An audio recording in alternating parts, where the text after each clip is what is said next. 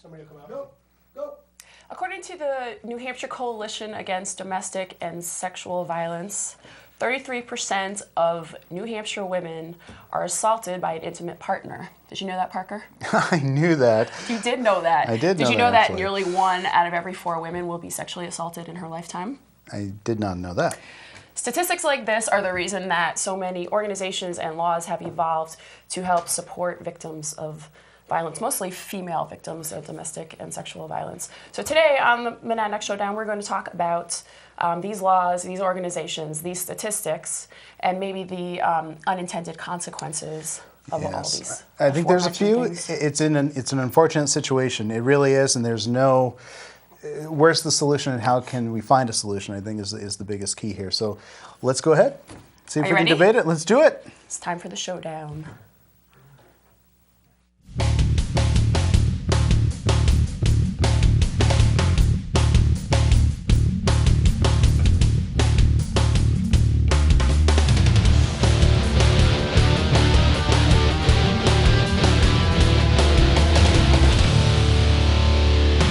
All right. Today on the show, we are 2 guests. Let's start with Patrick Michelson over here. How are you? Yay. Hi, I'm Pat. Our studio audience is not Yes, here. We'll no clap for audience. And let's get a quick little background about you. What's your profession currently? Currently, I'm a pawnbroker, but I have a myriad of things in my background, everything from actually law enforcement to being a professional chef and mortgage broker. Really? So Yeah. you're like a pawn star. Kind of, yes. You need to get your own TV show. You Yeah, can have it you right know- here. I'm sure. I've heard that, except I don't think Chester TV has the budget that they give the guys in Vegas. But that's where. Yeah, we didn't notice that. Let's not talk about Cheshire TV and We love budgets. Cheshire TV. Kind of a sore subject. Yeah, we kind of wish that they would get more money so that they could afford things like Well, backdrops. yes. That might be. Well, Moving that's on. a different Moving on. discussion, right? And of course, on our right side here, as always, is. As always. Well, you're always with us. You're always always with me. Kelly Darling Snow. 3 names. 3 names. Not because I'm conceited. No, It's 'cause she's a very whole interesting. lot of women. Kelly's interesting because Kelly had worked with me at K Rock, as did Judy. So it's kind of like the 3 of us have our own little. I wasn't tortured like Kelly. No, they got all that out of their system before you came along. Yes. Yes. So Judy, would you say this is kind of a little bit of a change in the format of how we want to do the show? Today, you mean, as opposed Kind to? of. This is our second show. Yes. Our first show went off pretty well, but we discovered that the part of what we wanted to do with Monadnock Showdown is kind of have 2 opposing sides kind of duke it out on TV, right? That has proven to be, while a great concept, is proven to be difficult. I think you have to be somewhat brave to be on this show the way we've structured it out, particularly if there's 2 different sides to something. We've found it very difficult for 2 people who don't like each other to be in the same room. So I think we're going to change up the format just a little bit. We're just going to have smart local people with varied experiences weigh in. That's why you guys are You here. didn't tell me you had to be smart. There I you was going to say, go. where's the smart person for my side? All right, well, that sounds great. To a good start. Why are we here? And specifically, why are we talking about this topic today? Well, after the first show, we had several people write to us wanting to come on the show. And one of the topics that came up multiple times in those messages was the sort of backlash of how the laws are structured in divorce settlements, and how a lot of men feel that they get a raw deal. See, I didn't get any of those messages. I just got a lot of hate mail from people who didn't like Ian Freeman. Yeah, no, I got and that thought too. I was his best friend. I got that. The amazing thing about the first show is, for whatever reason, people thought that I was a free keener. I don't know. I was just middle of the road, man. You know. But I got a lot of hate mail for that. But so you got you got a lot of We mail got some on this one? messages, yeah. And I thought it was interesting because I know people who I know men who have who have great husband records, great relationship records with no violence, and then in the course of a breakup, when emotions seem to run high, there can be an incident where a woman ends up being hurt. whether even if it's a minor in a minor way, and then suddenly the husband or now ex-husband is a felon, a domestic abuser. And is that where you come in, sir? That would be where I come in. Yeah. Unfortunately, after a 35-year relationship with my now ex-wife, we found ourselves having a very strange discussion one night where we were actually, strangely enough, discussing the idea of going to counseling together and her refusal to it. And very short details of it is I threw a laundry basket and words were exchanged, and now a year later I'm a convicted felon. Right. Really? Convicted felon. You actually have a felony conviction. Felony conviction. I actually pled guilty to it, which I guess in hindsight, if I was smarter and had thought better about the legal system, I probably should have said not guilty, and I may not have been a felon and could have been a lesser charge. What made you plead guilty? What made me plead guilty is when it occurred, I mean, we'd had an argument. I was wrong. I threw a laundry basket and I grabbed her by her shoulder and said, you know, we need to talk about this, as she was turning away. And that was the only physical contact, as I touched her shoulder. And that was enough to connotate domestic violence in the state of New Hampshire. Who called the police? We actually had a housemate that was renting a room from us, and she heard us arguing, and unfortunately, my ex-wife and I have loud voices, and when we were arguing, the person who was sharing the room from us had never heard us argue about anything before, and she thought that it was a really huge, major brouhaha. And it was actually, I didn't even know she called the police. And when the police arrived, my ex-wife and I were actually sitting in a room very calmly starting to talk about, you know, what we should do. And I was actually surprised to see the police show up. Interesting.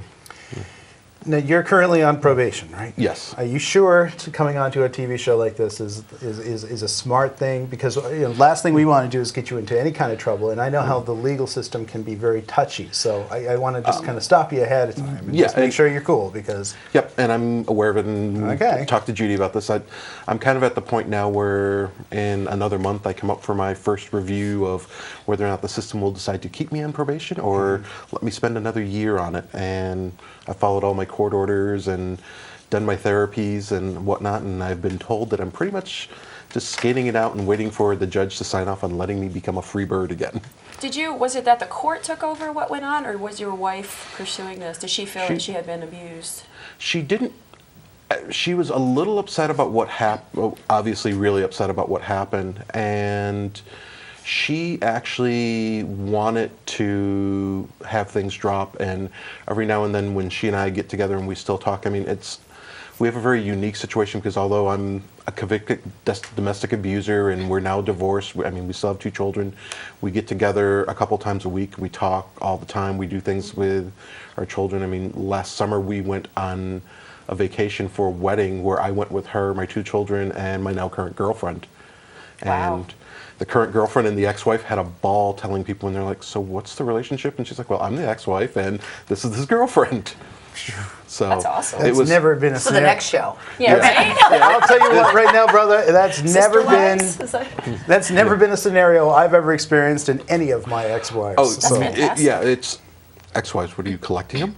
Unfortunately, it seems to be the case these days, but yes. I didn't realize the Franklin Man had a set for those. Ooh, well, there is no set. You just keep collecting. Yeah, but yeah, it's when and we still get together and talk, and she talks about doing things, and That's great. We've even talked about me doing some different career things. I mean, part of my background is I dealt a lot in human services, and she'll occasionally do because she still works in healthcare and whatnot, and goes, hey, I heard about this great human service job, and I'm like, well, that'd be nice, but I can no longer do that work because I'm a convicted felon.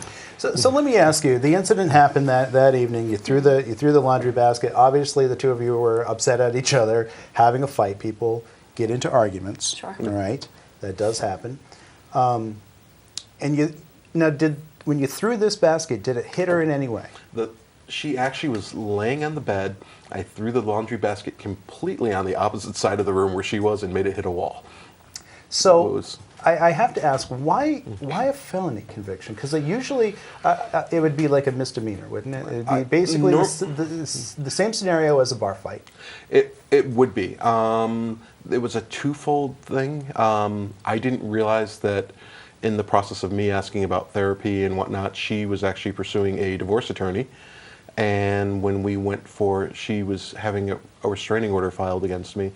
At the time, her divorce attorney showed up and talked to the prosecutors and pushed really hard. And I found out afterwards, did a lot of calls to the prosecutor wanting to have more charges filed against me. New Hampshire has a new law on the books that counts for strangulation, which by grabbing her by the shoulders, they tried to press for me to be the first person in Cheshire County to be tried with the strangulation law.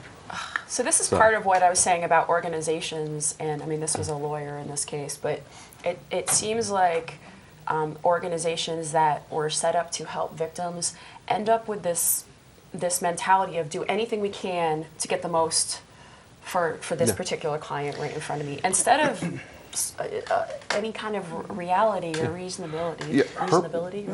Well, I think part of the reason behind that would be, if you look at statistically and you look at the history of domestic violence, particularly with women, it goes on and on and on how maybe not what he did, women get beat. Oh, absolutely. I mean, they get, it happens. There's a lot of times where women will get attacked and take the man back.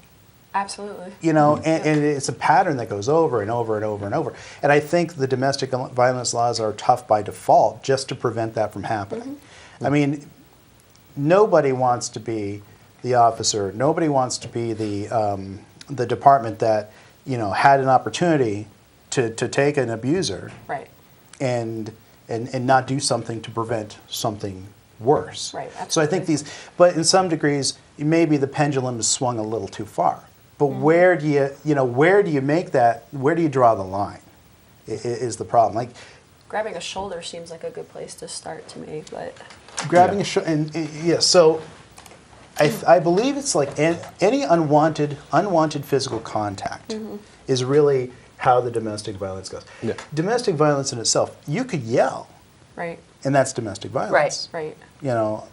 I could be domestically violent towards you right now by just yelling at you, and but that in of itself, you could turn around and bust a man for that.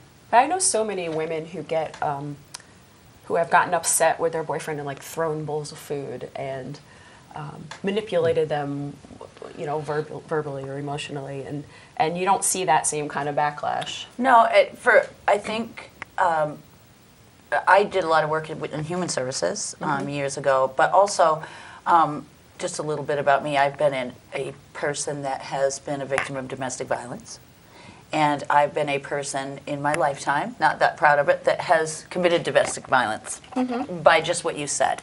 Maybe having an argument and I'm going to, a heated temper and I'm going to throw something. I remember years ago throwing a jar of jelly at my husband, and because we were angry. And what flavor was it? I don't remember. It was red. Okay, but probably strawberries. Okay. So I guess for my take on it is a really hard line, because I've watched people that have literally their lives really kind of torn apart by being convicted of things that. A felony charge for some of these things follow you around now. Am I right? How long is this going to be on your record? Forever? It will be on my record. Apparently, New Hampshire has some lovely laws, and apparently in the state of New Hampshire, after I am done with probation, a clock starts, and in 4 years I can go through and if I do not commit any other crimes or anything else, I can appeal to have it expunged from my record. Yes, for a very, very costly amount. I will also let you know that is really expensive. I have a friend that is trying to go through that. So I think my opinion is we need to protect men and women, but at the same time, I think things do go a little too far, and especially in couples things, I feel like, where one person is arguing against the other person, and there's already heated things can happen. And I mean, I never thought that maybe when I threw that jelly jar that was domestic violence, but it really was, That hurt. But I think things happen, but to really look at how do we change these things? And I don't know that we, like what you said, can we? Because we also don't want to not take stock in people that are really in trouble. Absolutely. Like those people you talked about, men and women that keep going back and to their abusers because they know what to expect. They may hate it, but at least they know what is coming. I read some statistic. It said something like 50% of homelessness in major cities is due to domestic violence. Really? They get out of that and they don't have any money. Oh yeah, they don't feel like they have another place to be. Yeah, it definitely is the case. I mean, when we had our fight, I left the house that night and I had $2 in my pocket, and I ended up sleeping in my truck for 2 days because I'm like, at first I thought it was gonna blow over and realized that it wasn't. Found out that the next day she cleaned out our joint bank account and everything, and it was quite a fun ordeal for me in the most sarcastic sense. Yeah. As men, anything that we say, right? Anything that we say right now that might defend us or defend. There's no defense of domestic violence. There's none. Absolutely. There's zero. Okay. Right. But I will add to that. It does seem like you're guilty before innocent. It seems in your case you're guilty before innocent. Yeah. In her case, she definitely she had someone from, I can't remember which organization, but she had a person step in as a mentor towards her to guide her through the process and help her fill out her restraining order forms and tell her where to go. And me, as not the physical victim, but I'd almost say as much of a victim as well, I had no one. And I had no clue where to go, and I kind of walked through this lighted tunnel of just, I have no idea where my life is going. I had police showing up at my work like every other day and serving me with papers and whatnot. And she had, on the other hand, tons of resources that were made available to her, which I had none. Was that because she got there first? Do you think you would have had the same resources available to you if you went? From other experience with dealing with other things, would not have helped me at all. Because you should. Because I'm a male. I know, but you should. But you're this strapping dude, and people, I think that we put people in categories, per se, and that's hard, and it's unfortunate. Yeah, it's unfortunate. And it's, in my case, I mean, it's definitely a very strange thing because, I mean, I'm 6'4", I weigh 280 pounds, and whenever anyone looks at me, they're always like, you're the aggressor. I mean, in our course of our relationship, as you said, there's cases that go on where could have technically been domestic abuse. It's a running joke between my ex-wife and I that one day we were sitting down watching TV when we were, I think, probably early 20s, teens, and I made a joke to her because, shockingly, I always make a joke, and she didn't like it, and she jokingly went to jab me with her fork, but came down a little hard and stabbed me through my jeans, and I have a scar in my thigh from where she stabbed me with a fork. Technically, she committed domestic abuse, and I mean, I have a scar from it today that I still show, and every time I mention it, she's like, it wasn't that bad, and it's like, yeah, but now that the tables have turned a little bit, I'm like, I threw a laundry basket, and I'm a felon. You gave me a scar, and you still have a happy life. Sure. Well, the minute the police showed up, that turns into, if it's a domestic violence situation, your wife or ex-wife, whatever, or whoever is the victim, has zero control from that point forward. Yes. Like she could say, hey, this was a mistake, we're just fooling around, whatever. Right, absolutely. And at that point, the state cannot take it back because it then becomes an issue with the state. Yeah. So even if the next day your wife and I, a little slip now there. I see where this is Which going. is why he's had so many. Yes. This will be the next SmackDown show, and you'll see some adversarial issues It's not going on. SmackDown, it's Showdown. Anyways, We're changing the topic for the Parker and I. Okay. called Your Wife and I, starring Parker. No, but whether your wife and you get together the next day, it wouldn't matter. The state would come down on you. Yeah. As they should. Like what we talked about earlier, these women will turn around and just, take the beatings over and over for whatever reason. Right. But my question is, the police report, how was that written? Was the police report shocking to you in any way? The police report wasn't shocking because I actually told them what I had done and said, yes, I threw a laundry basket. We had an argument. It was not as escalated as they were perceiving it to be. I mean, I later found out the responding officer grew up in a family of domestic violence and has a harsher attitude towards abusers because he grew up his entire life watching his mother be beaten. The whole time that I was going through the process, my ex-wife was talking to the prosecutors going, you know what? I really don't want him to face any criminal charges. I'd like him to maybe do some court-mandated therapy or something like that. And it really went completely out of control.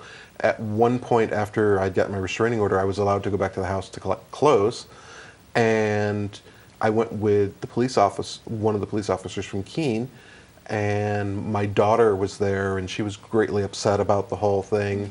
And to try and give her some sort of normalcy and whatnot, I asked her if she would go and ask her mother for a suitcase for me.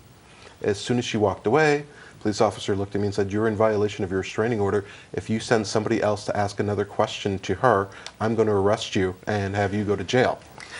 Wow. And the follow-up to that was later on, when I did actually finally talk to my ex-wife, she's like, you know, if you had just said something to me that day, I would have jumped through hoops to try and make all this go away. And I explained to her, I was like, you know what, I really would have loved to have told you how sorry I was and how ashamed I was about everything that happened. But I was told that if I talk to you, right then and there, I'm going to jail. And there's no way I was getting out. Well, the funny thing about a restraining order is that you're restrained from talking to that person. Yeah. That person's not restrained from talking to you. Exactly. Whether it's through text messages, physical Really, I didn't know that. Yeah. So, Right. so, So even if he was, let's say he was to receive a text message from his wife, and he's under the restraining order. If he was to send send a text message back, he's in violation and goes directly to jail. Yes. Which actually I did do. Did you? We own 3 houses in New York. We had a serious problem with one of them where we had to have legal papers signed. They were with her, and she sent me a message going, hey, if we don't sign these papers, we're going to lose one of our investment houses. I need to get together with you and sign them. We got together in a neutral public place. We actually had lunch at a restaurant, signed the papers. While we were there, we got a phone call that my son was sick in school, needed somebody to come and pick him up right away.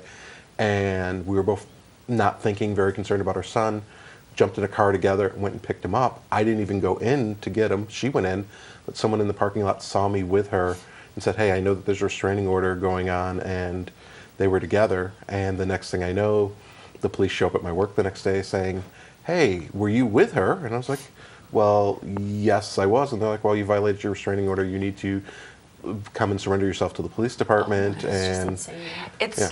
But see, the thing is, it seems insane in this situation, I think, because you both know Patrick, right? absolutely. You both know him personally, know him, and so you have this connection to him as a person. And Correct. But the problem would be, what if he is the kind of person that we were talking about earlier, Where the person goes back. Well, restraining orders don't do anything in that, though. Women Yeah, but die they- all the time with restraining orders. That's a good point.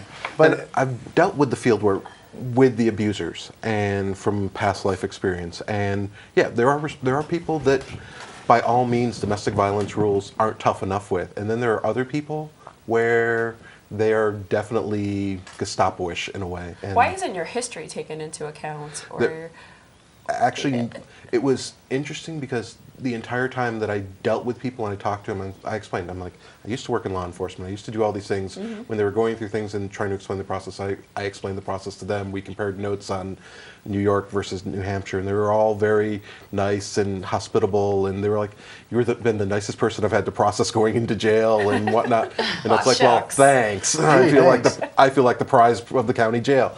But at the same time, they were like, yeah, it's got to be done. And there was no leniency done whatsoever. I mean, when I talked to my attorney about it, she's like, you know, one of the things she said was, if you had any anger points at anything like that, she's like, for what you're going to be facing, you should have done more if you had anything to get out.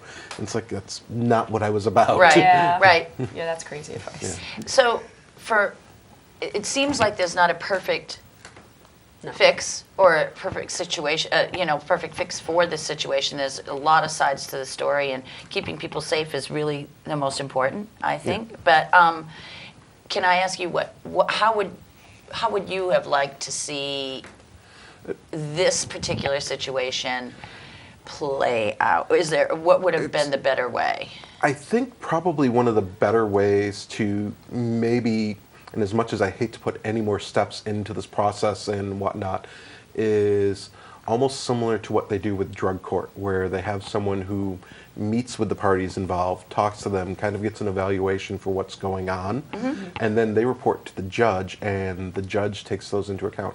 If we had a process where, let's say the person who was assigned to my ex-wife to help her go through the process, if she met with my ex-wife and then met with me, got a feel of it, and maybe even sat with us both together and kind of did a mediation to go, you know what, this is a normal, healthy couple who had a fight, and things may have gotten out of escalated beyond control, and it was definitely a one-time thing. In 35 years of our history, we did not have anything like this, and it was truly a one-time thing, and it shouldn't have happened. I mean, I think we wasted a lot of court resources. We definitely have some scars between her. I mean, heck, there's a lot of income that's being lost that I can't pay taxes on because I'm not going to make the same amount of money that I used to. How did the conviction, which I'm still having a hard time wrapping my head around a felony conviction for something like this, because they're usually misdemeanors, so I feel like there's something that they're something else, you know, because to make it a felony seems like it's pretty harsh. Yeah. Trust me, there was a lot of harshness that came out of this. I mean, one of the things was while I was actually, and I kind of, in Keene, I definitely fault a lot of the way that the police department handles even the abusers. I mean, I had this one isolated incident, but I was known to several different police officers now as a domestic abuser. I was out going to look at an apartment so I could move, because I was officially doing the, hey, we're getting divorced, I need somewhere to go and live. The girl that I was dating at the time was with me, and I was looking for an address. While I was doing that, not paying attention, looking at numbers, I went through a yellow light, was pulled over for running the red light. The officer who actually showed up when I was picking up my clothes from my house and told me I was going to be arrested was the one who pulled me over. Walked up to the car, saw me, and said, hey, do you still have a restraining order out against you? Is this the woman? Asked her for ID before he asked me for my driver's license for going through the light.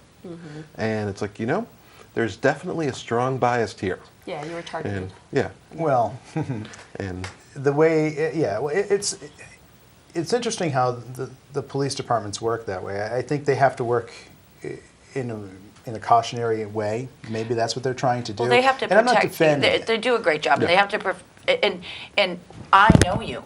And you know, but they don't know. I'm not saying you weren't targeted by that particular individual, but I'm saying what you talked about having that situation where your wife had someone to talk to, and that it should work like that, might change things dramatically for you, and change things dramatically in how people perceive you. Instead, you were just.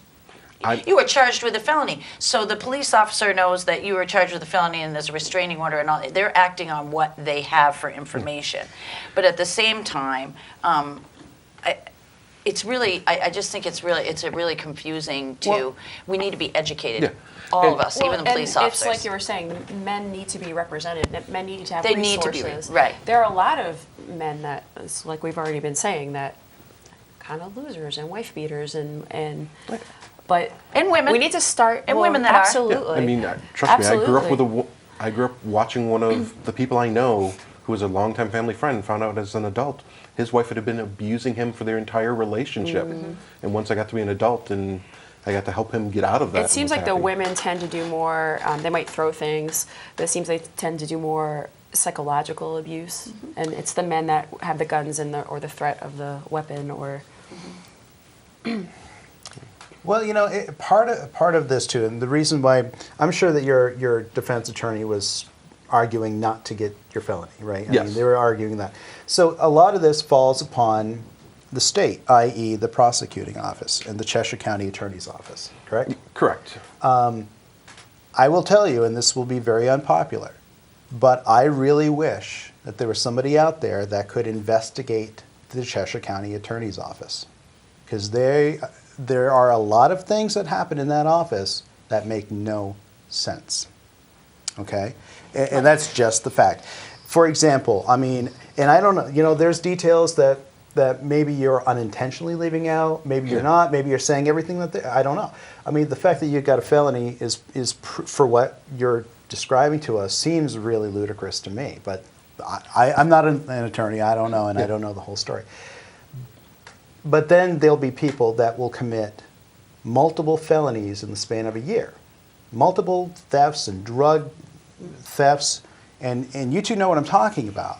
Yeah. That there's cases where people will commit thefts and break restraining orders and break probation, and yet still get slaps on the wrists. Right. And these women, they're women.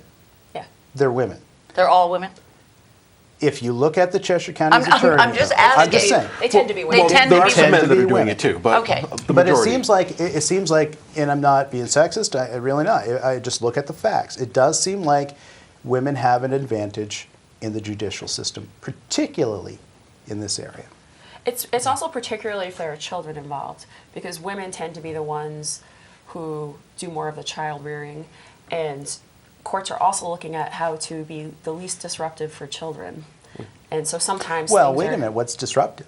Well, losing your daddy or losing your mommy? I totally agree with you, and I know so many dads who step up when they are divorced and become that guy that cooks for their kid and whatever.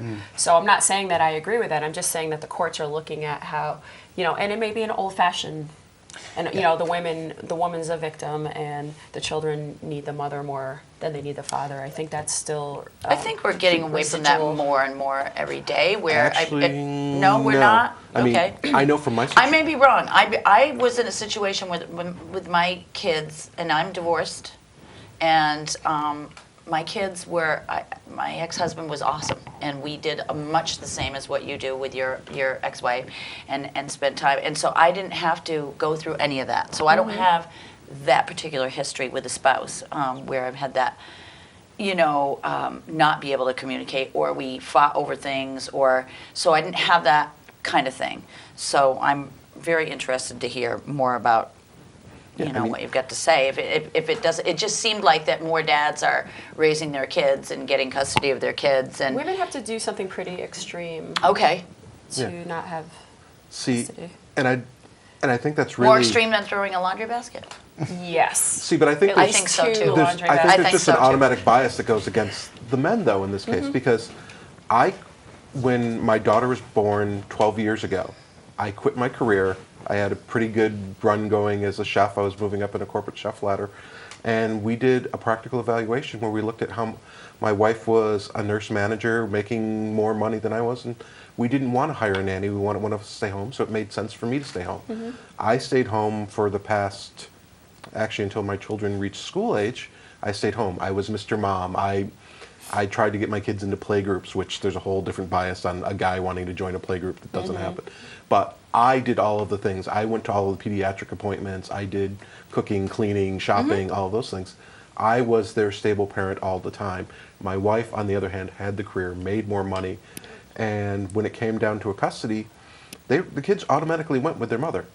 I mean, I love her. She has been involved in their lives, but she didn't know, the morning routines all the time for them because she wasn't there. She doesn't know everything that goes on in managing the house. And Well, wasn't part of that because, let's face it, in the middle of your divorce, she, intentional or not, she can get up in front of the judge and say, well, Your Honor, who do you think should have custody of my children? Me or this felon? Yeah, who committed domestic violence against me? During the process of it, I mean, she told the court, and I don't know where she was coached or fed the line, but said that I had become suicidal. I was a threat to her. I was going to kill her and my children. And it's like, when I read these, I was like, are you kidding me? I'm like, Is this on a form from a particular organization? Yeah, I'm sure it is. It came in the court documents. I don't know where she got it from, but our court documents to ourselves is that's what she had put in the restraining order, the initial restraining order paperwork, and she had a mentor that was helping her do it. So I'm sure the mentor probably helped with it. And I mean, anyone who knows me, and she even knows that. I mean, yeah, I have a background where I've been trained in. I mean, I can use weapons. I can do hand-to-hand combat stuff. It's like all of those things, none of those came into play in our relationship ever. If anything, I am probably the most uber protective parent ever. I mean, My daughter will tell you she wishes that I was a little bit more lenient because I'm that far watching her. There is an organization in Keene, I guess I'm trying to avoid saying the name of it, that coaches women in these situations.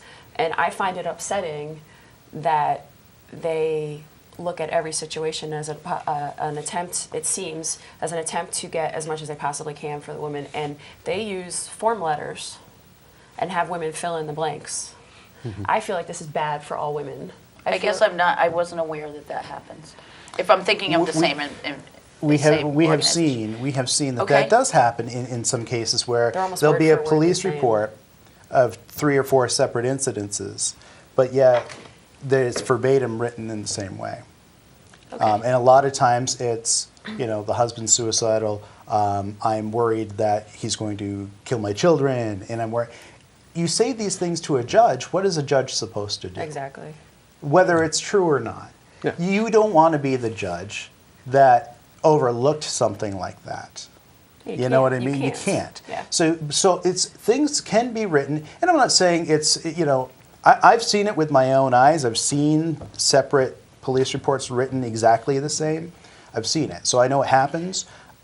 I'm not saying, and it may happen everywhere. Maybe it happens in little towns. I don't know, but it does happen, and it's sad because there's almost like a witch hunt mentality in some cases. And I think the reason that witch hunt happens is because you don't want anybody to slip through the fingers. You don't want the real bad guy to get away. So if you net everybody, Right. you're going to prevent the real bad ones from getting away. You're also, unfortunately, the collateral damages, the good ones get. Well, that's exactly what's going on. too. It's like you can't look at each individual situation in an individual way. There's a set of rules, and you follow So are those you rules. saying that the I guess I'm trying to follow. So you're saying that the issue starts at these agencies? The issue starts, and I'll be honest, the issue started with him throwing the laundry basket. Okay. Because here's the situation. Correct. We all, each one of us come from different backgrounds, but we all can say, you and I have sparred in the past. I mean, on We the radio surely show, have. and that's fine. But we I've thrown get each cups other, at you. and you've thrown stuff That's at me. domestic violence. Yeah, no, but literally, No, you don't live honest together. to God, Platonic honest to violence. God, it is. I mean, even if I was to pat you on the back and you didn't like her, slap your butt, which I wouldn't do. I never would think you would. No.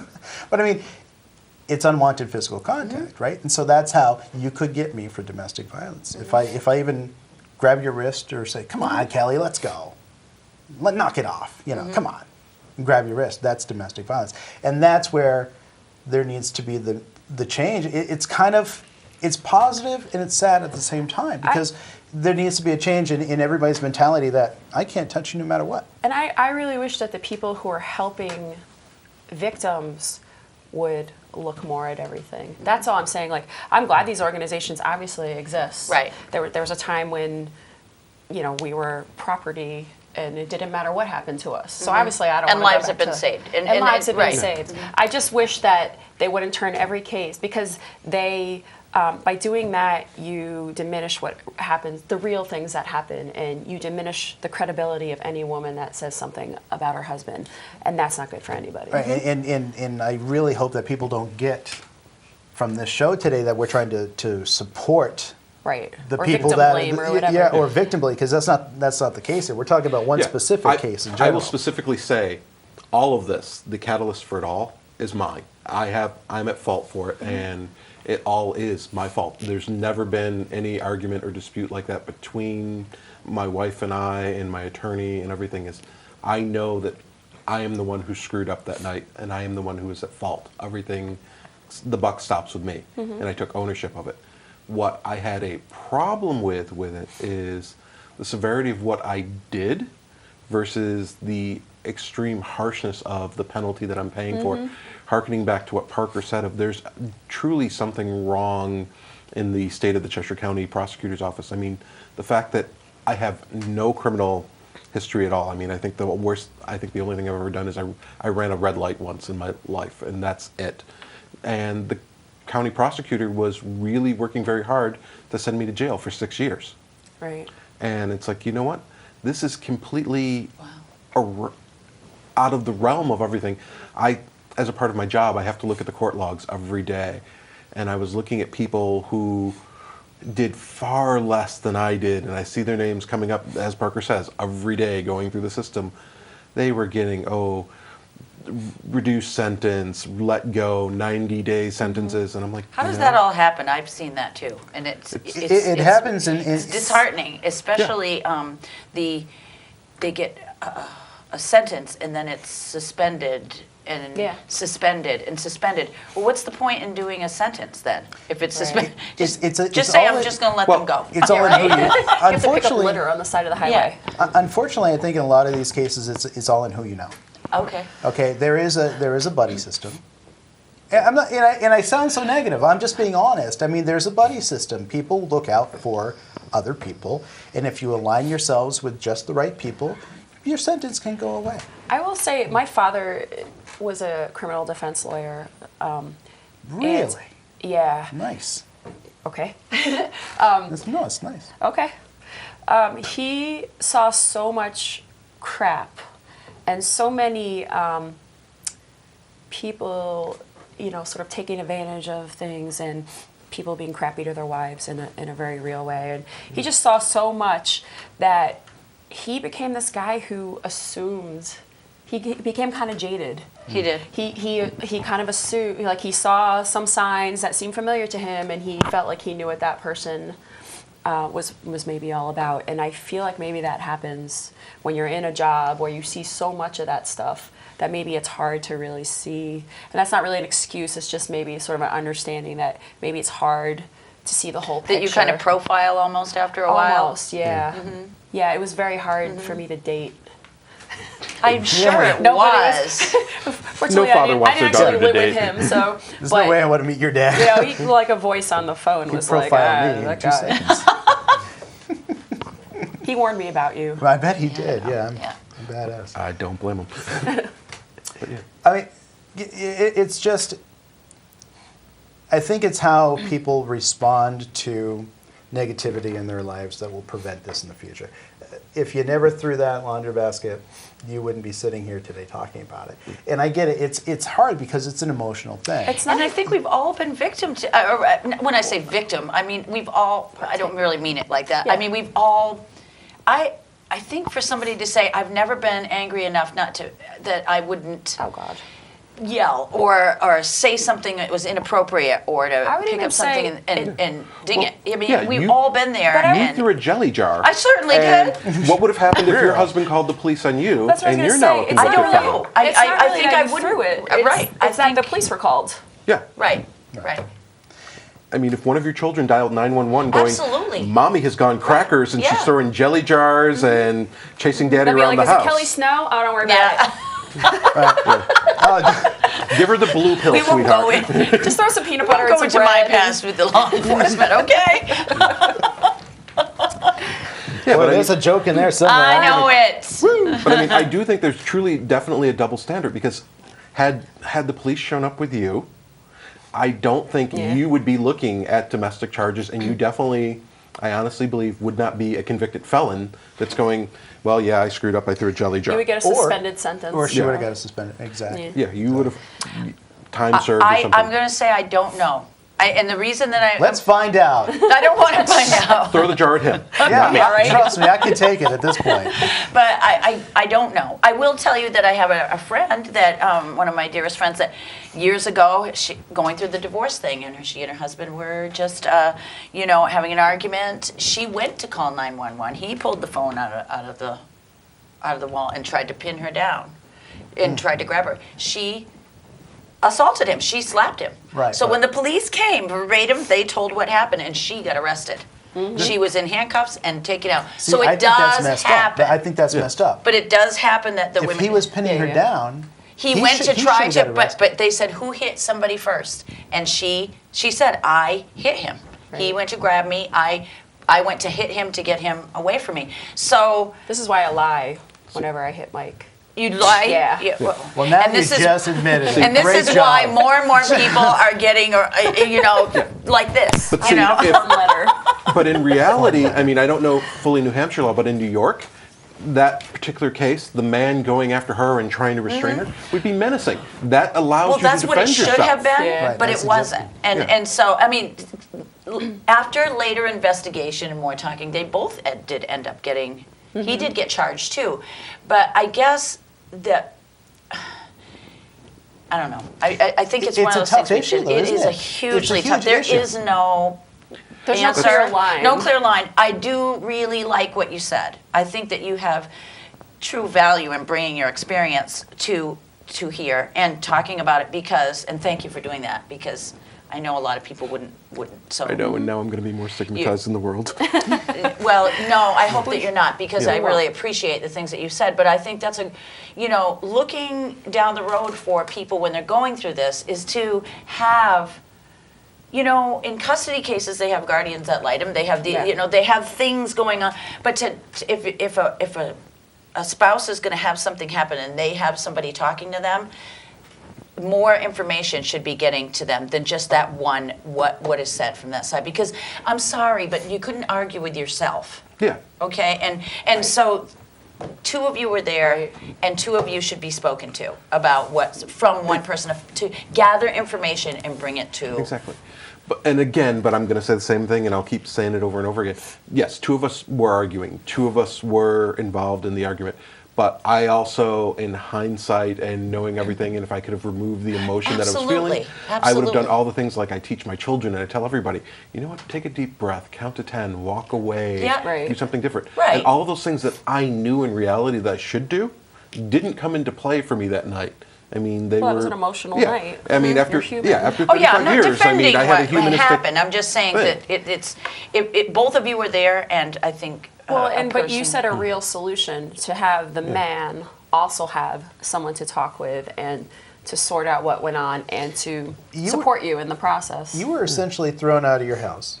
Yeah. Did you have a place to go? No, I literally slept in my vehicle for, I think it was 4 nights.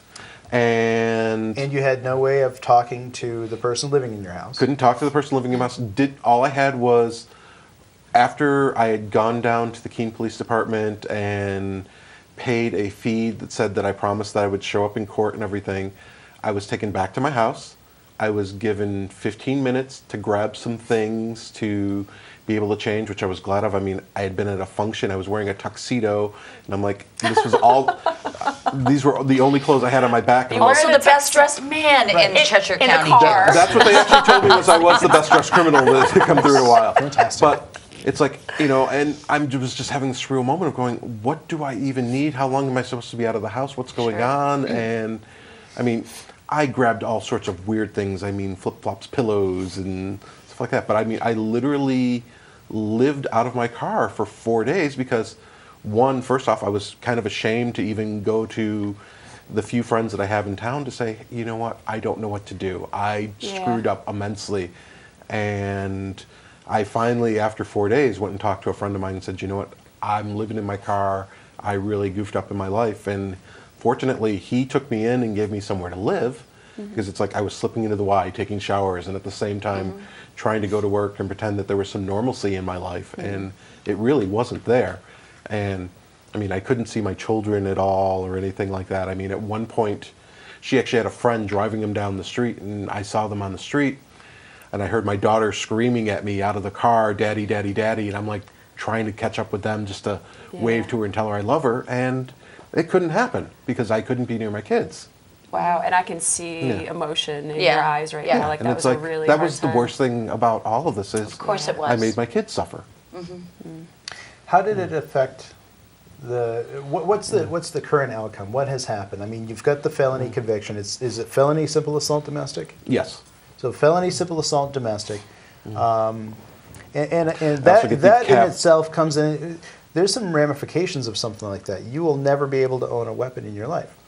Actually, if I can actually get it expunged in 4 years. In 4 years, I can. Which, but currently, currently I cannot. And I mean, that actually has, as far as, I mean, not being kind of a typical family. I mean, my daughter and my son have been doing shooting sports for like the last couple of years. We can't do those things together anymore. I mean, my ex-wife keeps going, "Hey, you should take her out shooting." And I'm like, "No, I shouldn't." Yeah. I'm like, I'm not interested in violating federal law at this current moment.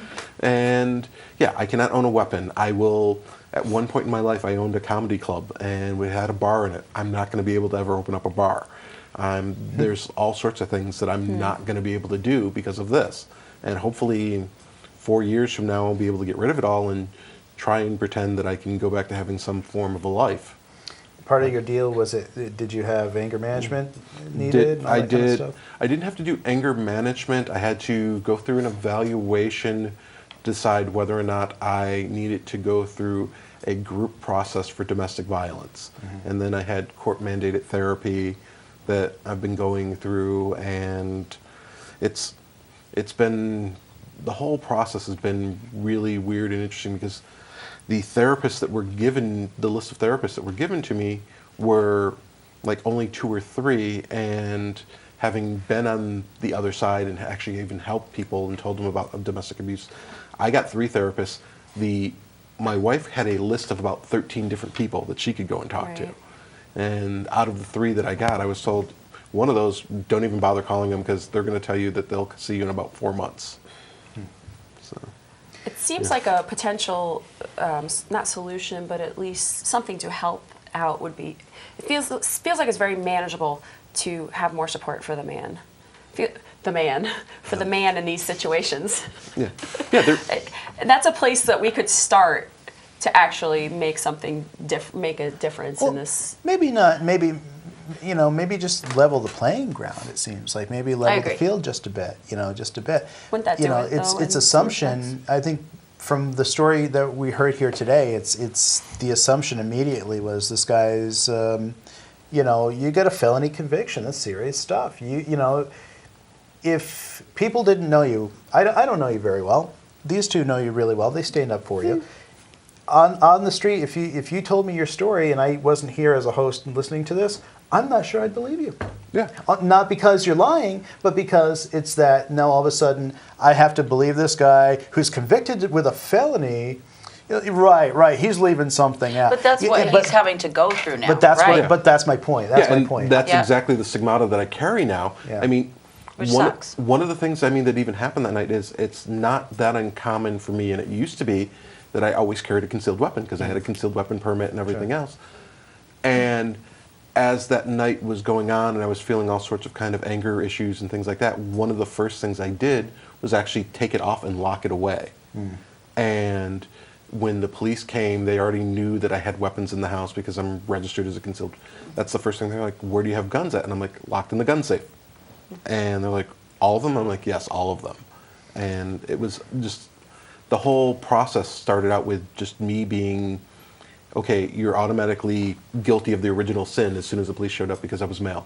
Everything was, are you okay to her? And you need to step away, let me search you. And was there any bruises on her body? No bruises, no nothing.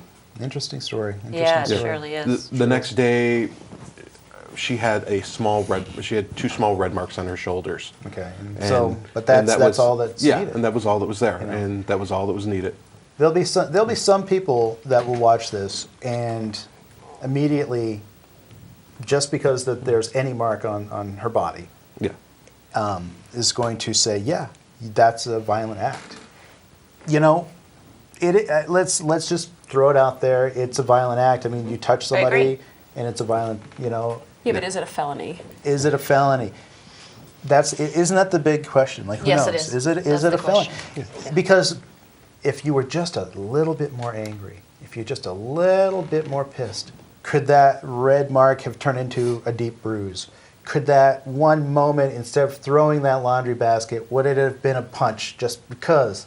And I think maybe that's why things are so harsh. And you're not gonna have me argue with you that there was, this and I'm not much saying difference. You would do that. I'm not saying you would do that. I'm just saying I'm trying to play devil's advocate on both sides. And I think, because you know how I feel about this situation. I do feel it's a very harsh situation, but I am trying to understand the reasons why. Right.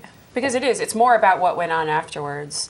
Yeah. To me, it's more about how you had no support afterwards. And having a felony conviction even after there's been I'm assuming there's some kind of investigation. Yeah, well, there was. I have no clue other than I got to read police Well, I reports and believe stuff like my that. dad was a police officer a chief of police for 44 years. Mm-hmm.